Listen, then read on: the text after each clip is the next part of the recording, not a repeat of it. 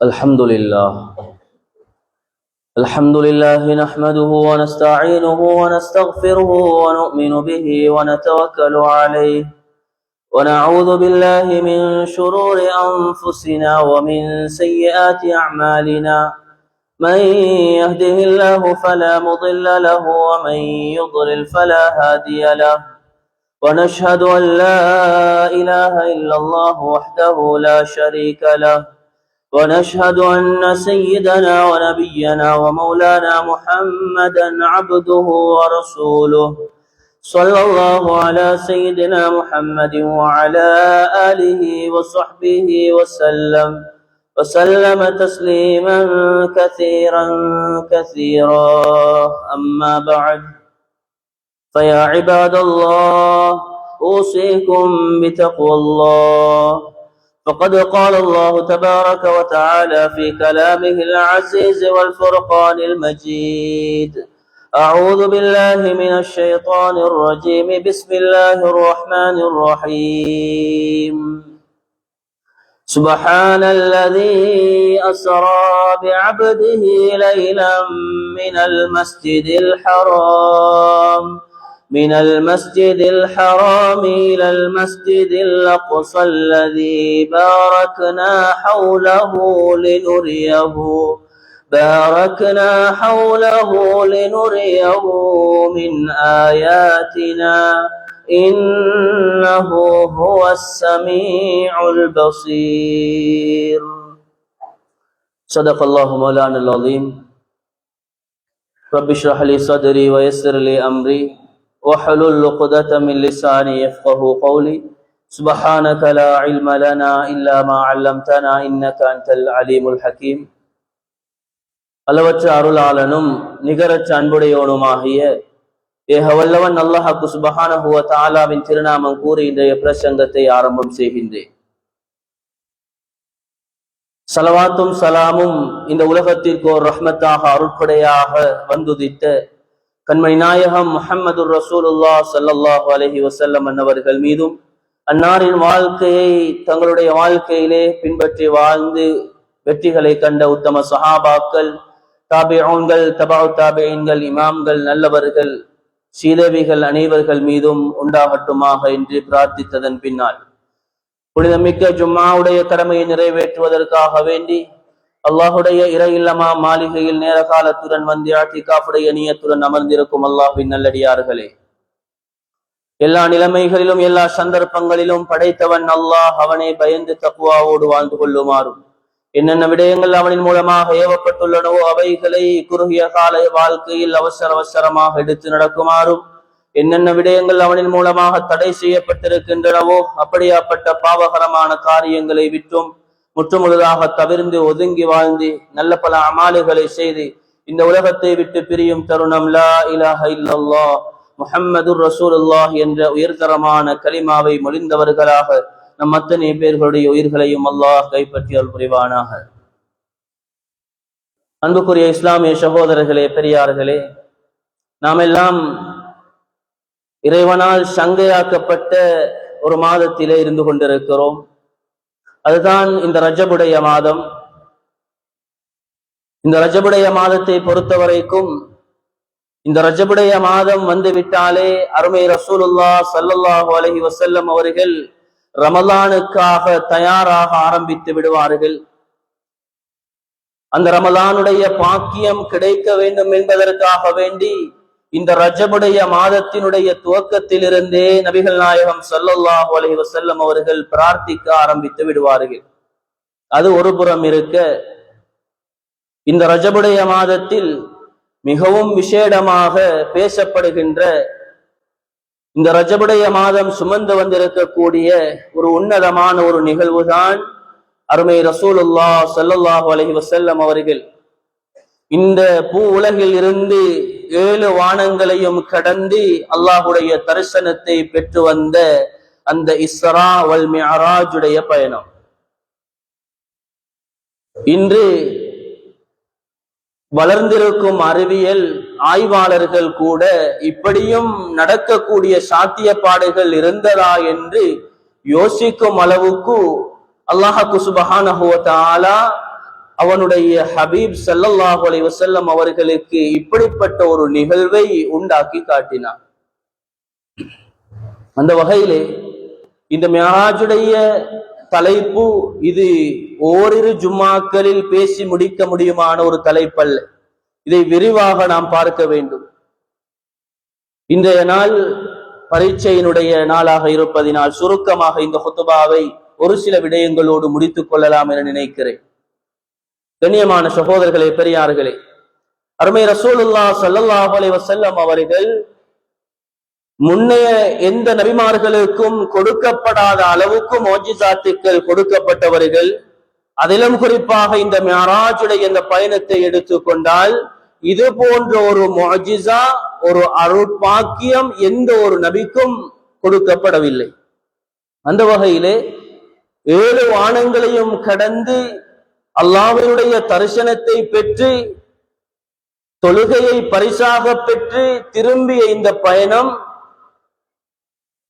அறிஞர் பெருமக்கள் எங்களுக்கு சொல்லி காட்டுகிறார்கள். 3 காரணங்களை மையமாக வைத்து அல்லாஹ் இந்த பாக்கியத்தை கொடுத்தார்.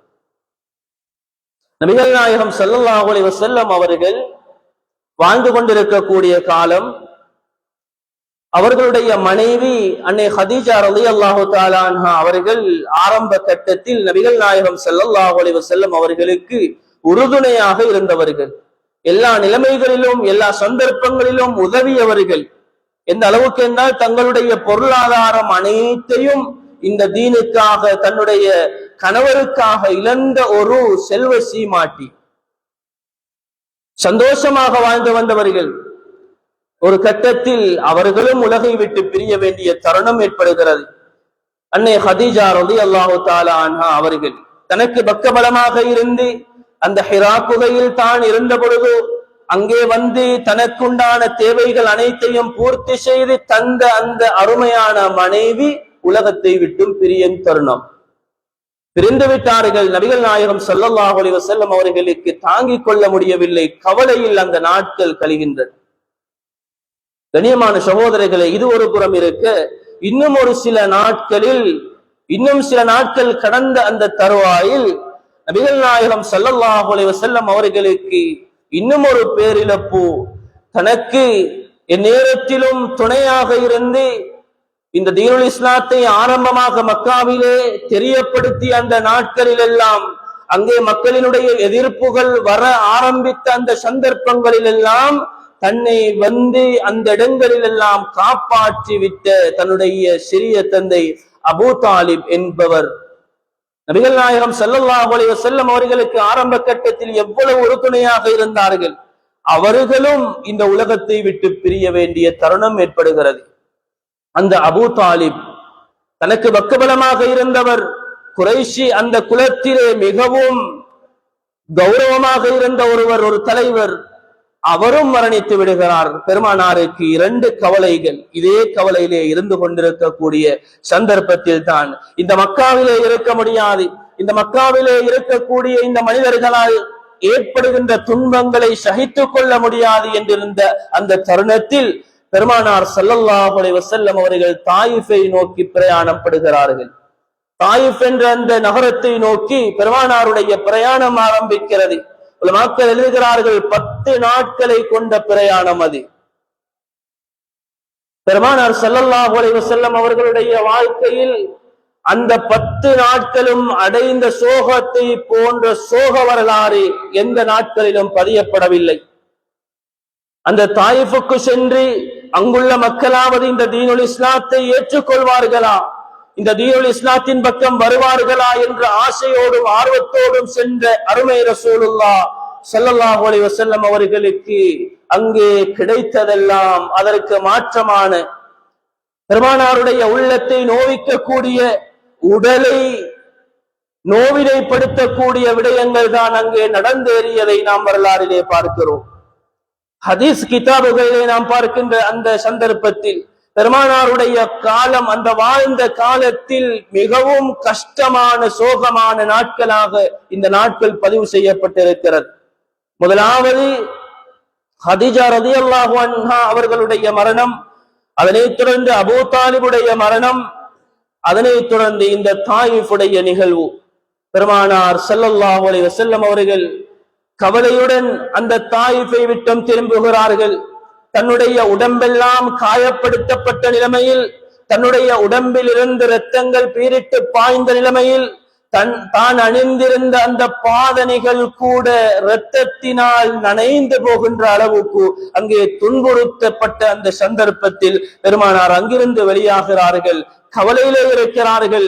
இன்னமா அஷ்கு இலைக ضعف قوتي وقلة حيلتي ஸல்லல்லாஹு அலைஹி வஸல்லம் அவர்கள் அல்லாஹ்விடத்திலே முறையிடுகிறார்கள். யா அல்லாஹ், இந்த மக்களுக்கு தீனுல் இஸ்லாத்தை எத்தி வைப்பதற்காக வந்தேன், ஆனால் என்னுடைய பலகீனம் யா அல்லாஹ், நான் என்னுடைய பலகீனத்தை ஒப்புக்கொள்கிறேன். என்னால் இந்த மக்களுக்கு இந்த செய்தியை அவர்களுடைய காதுகளிலே அவர்கள் எடுத்து இந்த தீனுல் இஸ்லாத்தை அவர்கள் எடுக்கக்கூடிய நிலைமையிலே இல்லை, இது நான் தான் காரணம் என்பதாக பெருமானார் ஸல்லல்லாஹு அலைஹி வஸல்லம் அவர்கள் அங்கே அல்லாஹ்விடத்திலே பிரார்த்திக்கிறார்கள். கண்ணியமான சகோதரர்களே, பெரியார்களே, இந்த 3 கட்டங்களும் ஒன்றன் பின் ஒன்றாக நடந்த இந்த சந்தர்ப்பம் தன்னுடைய ஹபீப் ஸல்லல்லாஹு அலைஹி வஸல்லம் அவர்களுக்கு இப்படிப்பட்ட துன்பமான சோகமான நிகழ்வு நடப்பதை அல்லாஹ் ஒருபோதும் விரும்ப மாட்டான். இந்த மண்ணில் உள்ளவர்கள், இந்த பூ உலகத்தில் உள்ளவர்கள் உங்களை காயப்படுத்தினாலும், உங்களை ஒதுக்கினாலும், உங்களை அப்புறப்படுத்தினாலும் நாங்கள் விடமாட்டோம் நபியே நாயகமே என்ற அந்த கோணத்தில் அருமை ரசூலுல்லாஹ் ஸல்லல்லாஹு அலைஹி வஸல்லம் அவர்களை அழைத்து ஆறுதல் சொன்ன நிகழ்வுதான் இந்த மிஅராஜுடைய நிகழ்வு.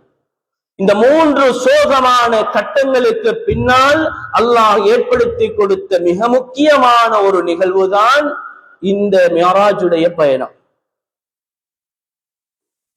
கண்ணியத்துக்குரிய அல்லாஹ்வின் நல்லடியார்களே, அல்லாஹ் சுப்ஹானஹு வ தஆலா ஒரு நாளும் அவனுடைய ஹபீப் இந்த உலகத்தில் நோவினைப்படுத்தப்படுவதை விரும்ப மாட்டான். இந்த மனிதர்கள் நோவினைப்படுத்தட்டும் பரவாயில்லை, நாம் உங்களை 7 வானங்களையும் கடந்து 7 வானத்தில் உள்ள மலாயிகாமார்களினுடைய சுபசோபன செய்தியோடு உங்களுக்கு ஆறுதல் சொல்லுவோம் நபியே நாயகமே என்ற அந்த அடிப்படையிலே பெருமானாருக்கு இந்த அதிசயம் மிக்க பயணத்தை அல்லாஹ் ஏற்பாடு செய்தார். சுப்ஹானல்லாஹ், எப்படிப்பட்ட பயணம், எப்படிப்பட்ட பயணம்!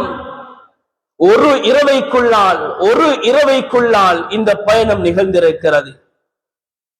பெருமானார் ஸல்லல்லாஹு அலைஹி வஸல்லம் அவர்கள் தன்னுடைய உறவினர்களுள் ஒருவரான உம்மஹானி ரலியல்லாஹு அன்ஹா அவர்களுடைய வீட்டிலே தூங்கிக் கொண்டிருக்கிறார்கள். நடுநிசி நேரமாகிறது. வலிமையாக தரை மார்க்கமாக வருகின்ற ஜிப்ரீல் அலைஹிஸ்ஸலாத்து வஸ்ஸலாம் அவர்கள், அதாவது தன்னுடைய வீட்டு வாசலினால் உள்ளே நுழைகின்ற ஹஜ்ரத் ஜிப்ரீல் அலைஹிஸ்ஸலாத்து வஸ்ஸலாம் அவர்கள் அன்றைய நாள் பெருமானார் எந்த வீட்டிலே உறங்கிக் கொண்டிருந்தார்களோ அந்த வீட்டினுடைய முகட்டை பிரித்து அங்கிருந்து குதித்தார்கள் என்ற செய்தி பதிவாக இருக்கிறது. எப்போது ஹஜ்ரத் ஜிப்ரீல் அலைஹிஸ்ஸலாத்து வஸ்ஸலாம் அவர்கள் மேலிருந்து குதித்தார்களோ அப்போதிலிருந்து பெருமானாருடைய பயணமும் மேல் நோக்கியதாக ஆரம்பித்து விட்டது என்பதை வரலாற்று ஆசிரியர்கள் எங்களுக்கு அழகாக தெளிவுபடுத்துகிறார்கள். கண்ணியமான சகோதரர்களை, பெருமானாரை எழுப்பி வாருங்கள், இன்னொரு ஒரு பிரயாணம் செல்ல வேண்டியிருக்கிறது என்று அழைத்து பெருமானாரை மஸ்ஜிதுல் ஹரம் காபத்துல்லாஹ் அமைந்த அந்த இடத்துக்கு கூட்டி வருகிறார்கள். வந்து பெருமானார் ஸல்லல்லாஹு அலைஹி வஸல்லம் அவர்களுடைய இருதயம் அப்படியே பிளந்து வெளியில எடுக்கப்படுகிறது. நெஞ்சு பிளந்து இருதயம் வெளியில் எடுக்கப்படுகிறது. ஜம்சமுடைய தண்ணீரினால் கழுவப்பட்டு ஈமானும் சலாமத்தும் யகீனும் அந்த உள்ளத்திலே போட்டு நிரப்பப்பட்டு பெருமானாருக்கு அப்படி ஒரு சத்திர சிகிச்சை அங்கே நடைபெற்று முடிந்ததற்கு பின்னால் மஸ்ஜிதுல் ஹராமில் இருந்து மஸ்ஜிதுல் அக்ஸா வரைக்கும் கூட்டி செல்லுகிறார்கள்.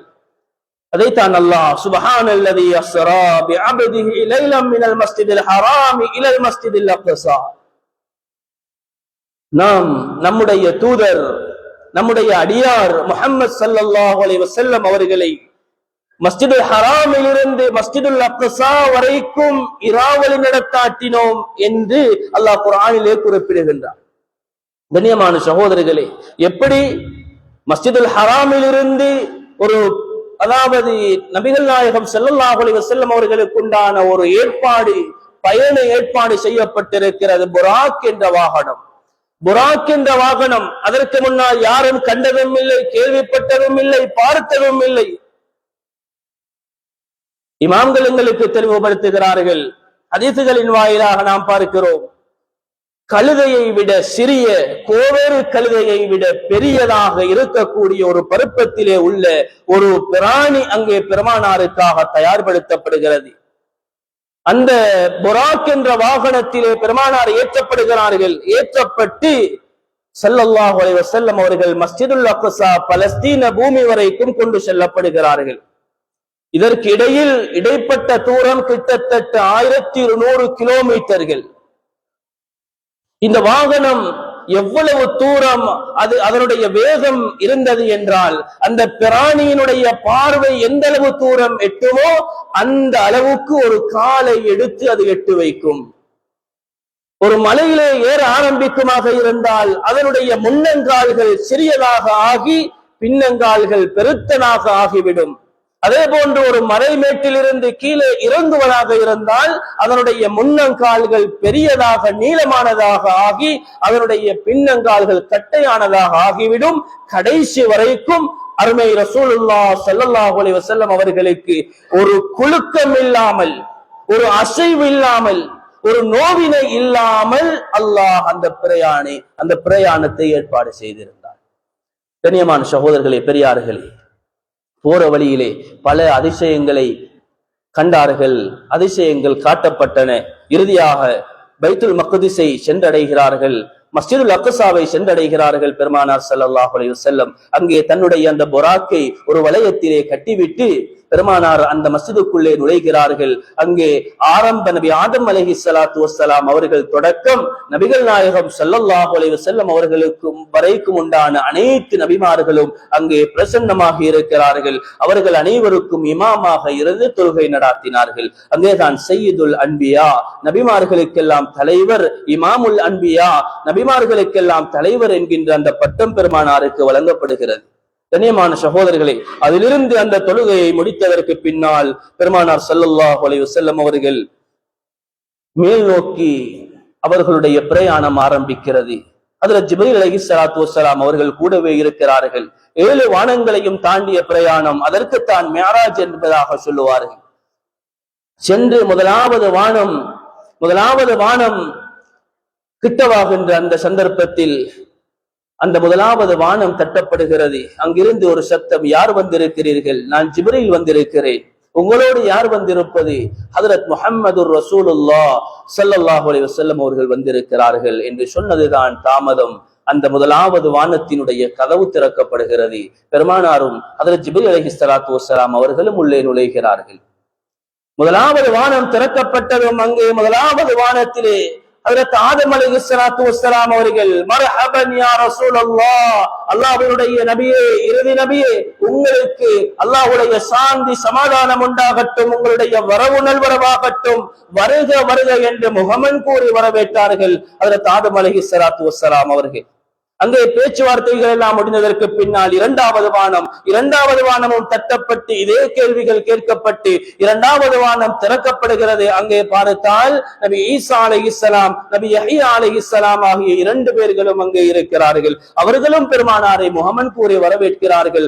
மூன்றாவது வானம், அதிலே ஈசா அலைஹிஸ்ஸலாம், 4வது வானம் இத்ரீஸ் அலைஹிஸ்ஸலாம், 5வது வானம் ஹாரூன் அலைஹிஸ்ஸலாம், 6வது வானம் நபி மூசா அலைஹிஸ்ஸலாம், 7வது வானத்தில் ஹலீலுல்லாஹ் என்று அழைக்கப்படுகின்ற ஹஜ்ரத் இப்ராஹிம் அலைஹிஸ்ஸலாத்து வஸ்ஸலாம். 7 வானங்களையும் கடந்து பெருமானாருடைய பயணம். 7 வானங்களையும் கடந்து இவர்கள் அனைவருடனும் பலவாறு கதைத்து அவர்கள் அனைவரும் வரவேற்றதற்கு பின்னால் பெருமானார் அடுத்த பயணம், அதற்கு மேலால் சித்ரத்துல் முன்தஹா என்ற இடத்தை அடைகிறார்கள். சித்ரத்துல் முன்தஹா என்பது வானுலகத்தில் இருக்கக்கூடிய ஒரு பெரிய இளந்த மரம் என்பதாக குறிப்பிடுவார்கள். அதனுடைய பலம் எப்படி இருக்கும்? புகாரி முஸ்லிமினுடைய அறிவிப்பிலே வருகிறது, ஹஜர் நாட்டினுடைய பானையின் அளவுக்கு அதனுடைய பலங்கள் இருக்கும்.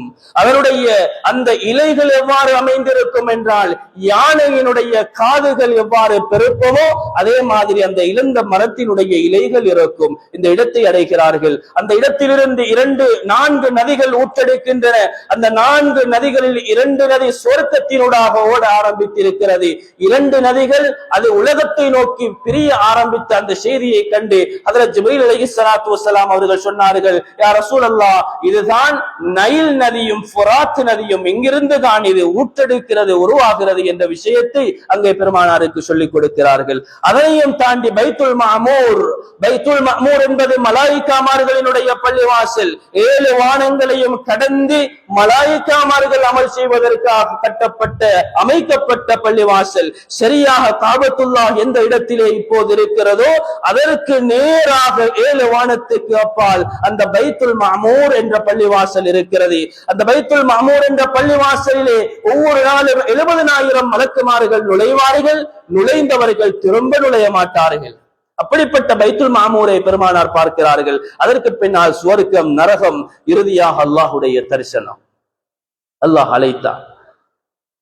பெருமானார் ஸல்லல்லாஹு அலைஹி வஸல்லம் அவர்கள், இவ்வளவு நேரம் வந்து விட்டோம், இப்போது ரப்பை பார்க்க போகிறோம், சந்திக்க போகிறோம், எவ்வாறு செல்வது என்று யோசிக்கிறார்கள். தங்களுடைய பாதணியை கலட்டிவிட்டு போமா என்று பாதணியை கலட்டுகிறார்கள். பெருமானாருக்கு அழைப்பு வருகிறது, யா ரசூலல்லாஹ், உங்களுடைய அந்த பாதணியை அணிந்தவாறு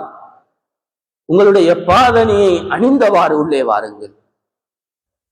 கண்ணியமான அல்லாஹ்வின் நல்லடியார்களே, தாயிஃபுடைய பயணத்திலே அடிபட்டு ரத்தம் சிந்தி பாதணிகள் நனைந்த அந்த பாதணிகளுக்கு அல்லாஹ் கொடுத்த பரிசு என்ன தெரியுமா?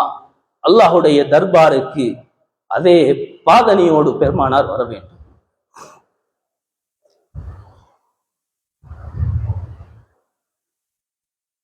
இப்படிப்பட்ட உன்னதமான பாக்கியம் நிறைந்ததுதான் இந்த மிஹ்ராஜுடைய பயணம்.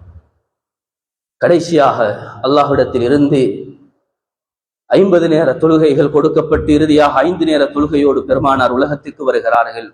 வந்து அடுத்த நாள் காலையிலே அங்கே இருந்தவர்களுக்கெல்லாம் சொன்னார்கள். சில பேர்கள் ஏற்றுக்கொண்டார்கள், அதிகமானவர்கள் அதை நம்பவில்லை, பொய்ப்பித்தார்கள். இப்படி பல வரலாறுகளை நாம் பார்க்கிறோம். கண்ணியமான சகோதரர்கள், எனவே நேரமும் போய்கொண்டிருக்கிறது என்றபடியினால் இதோடு நாம் இன்றைய குத்துபாவை முடித்துக் கொள்ளலாம் என நினைக்கிறேன். இந்த மிஅராஜோடு சம்பந்தப்பட்ட ஏராளமான விஷயங்கள் நாம் படிக்க வேண்டும், பாடமாக பெற வேண்டும். எனவே இது சம்பந்தமாக நாம் படிப்போம், இது சம்பந்தமாக தேடுவோம், ஆராய்வோம், அமல் செய்வோம். குறிப்பாக தொழுகை எங்களுக்கு கடமையாக தரப்பட்டிருக்கிறது. இந்த தொழுகையிலே பேணுதலாக இருப்போம். தொழுகையில் பேணுதலாக இருந்து பக்குவமாக இருந்து எங்களுடைய எல்லா விடயங்களையும் அந்த தொழுகையை கொண்டு சாதித்துக் கொள்வோம். எனவே எல்லாம் வல்ல அல்லாஹ் நம் அனைவர்களுடைய பாவங்களையும் மன்னித்தல் புரிவானாக. யா அல்லாஹ் ரப்பே ரஹ்மானே, நம்மை பெற்று வளர்த்த தாய் தந்தையருடைய பாவங்களை மன்னித்தல் புரிவாயாக. யா அல்லாஹ் நம்முடைய மனைவி, பிள்ளைகள், உற்றார் உறவினர்கள், ஊர் மக்கள் அனைவருடைய பாவங்களை மன்னித்தல் புரிவாயாக. யா அல்லாஹ் கலிமா தய்யிபாவோடு இந்த உலகத்தை விட்டு பிரியும் சந்தர்ப்பத்தை நம் அனைவர்களுக்கும் உண்டாக்கி தருவாயாக. ஆமீன் ஆமீன். வ ஆஃபிரு தஅவானா அல்ஹம்துலில்லாஹி ரப்பில் ஆலமீன். அல்ஹம்துலில்லாஹி நஹ்மதுஹு வ நஸ்தஈனுஹு வ நஸ்தக்ஃபிருஹு வ நு'மினு பிஹி வ நதவக்கலு அலைஹி ونعوذ بالله من شرور أنفسنا ومن سيئات أعمالنا، من يهده الله فلا مضل له ومن يضلل فلا هادي له، ونشهد أن لا إله إلا الله وحده لا شريك له، ونشهد أن سيدنا محمدا عبده ورسوله صلى الله على سيدنا محمد وعلى آله وصحبه وسلم تسليما كثيرا. أما بعد، فأوصيكم عباد الله وإياي أولا بتقوى الله، فإن الله تعالى يقول وهو أصدق القائلين: فإذا قرأت القرآن فاستعذ بالله من الشيطان الرجيم. أعوذ بالله من الشيطان الرجيم. بسم الله الرحمن الرحيم. والعصر إن الإنسان لفي خسر إلا الذين آمنوا وعملوا الصالحات وتواصوا بالحق وتواصوا بالصبر. بارك الله لنا ولكم بالقرآن العظيم، ونفعنا وإياكم بالآيات والذكر الحكيم. فأقول قولي هذا، أستغفر الله لي ولكم، فاستغفروه عني وعنكم وعن جميع المسلمين والمؤمنين أجمعين، فاستغفروه إنه هو الغفور الرحيم. يا الجلال والإكرام.